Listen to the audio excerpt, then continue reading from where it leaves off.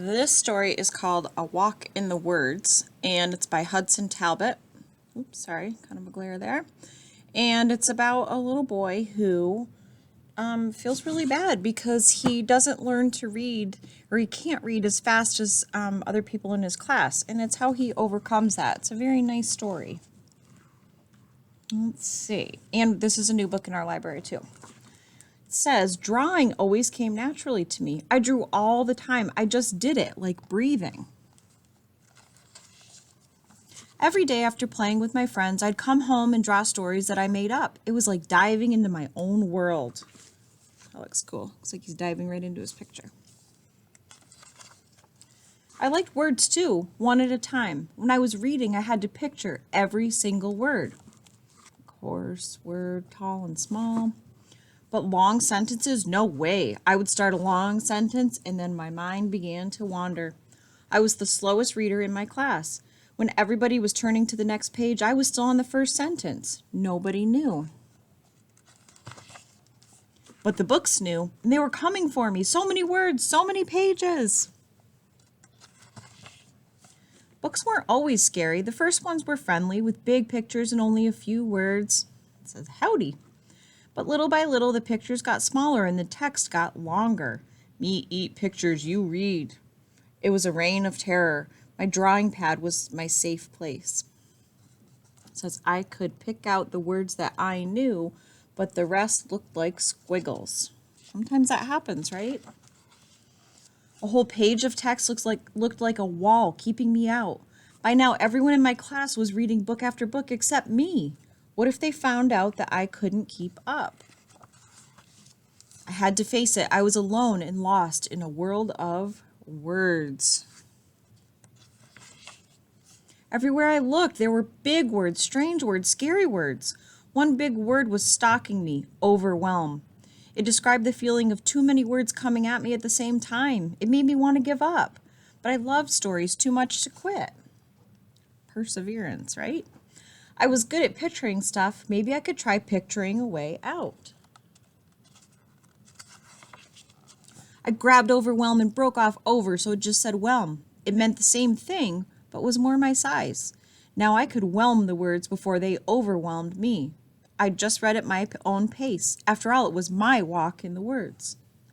I took time to look for the words that I knew. There they were, like stepping stones leading me onward.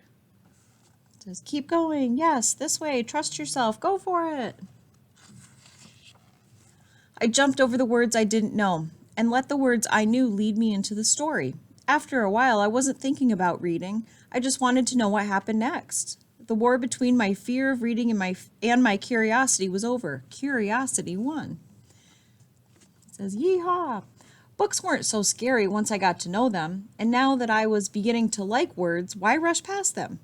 I realized that just because I was slow at reading didn't mean I had to fear it. I also learned that many great people were slow readers. I honor them all in my Slow Readers Hall of Fame. William Shakespeare, Alfred Einstein, Joan of Arc, Muhammad Ali. And I tore down that terrible wall of shame. Slow readers savor the story. It means you really enjoy the story. I experimented with ways to tell my stories. I could still tell a story with pictures, or I could tell it with words. The monster from Planet Mungo. My favorite way was using both. The monster attacked the space station. I had to stop the monster before he reached Earth. Yikes! My ray gun jammed. I remembered how my horses got better the more I drew them. My writing would improve too if I wrote every day. He starts with a horse like that, and the more he draws them, the better they get. A drawing could show what a horse looked like, but with words I could bring them to life. Now they could breathe and snort and carry me on adventures.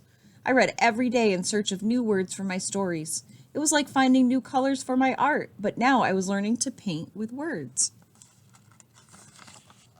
There are still many times when I felt lost in a sea of words. My drawing pad was still my safe place. Others found music, sports, math, and science. Words had always scared me, but once I felt free to read at my own speed, they became my friends. I could unlock the magic of stories and even become a storyteller myself, turning that sea of words into an ocean of possibilities. and all that. All the ways, different words. Now all I have to do is enjoy the ride.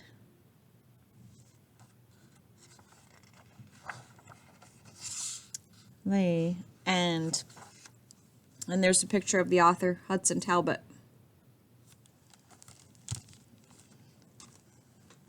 All right, don't forget to vote.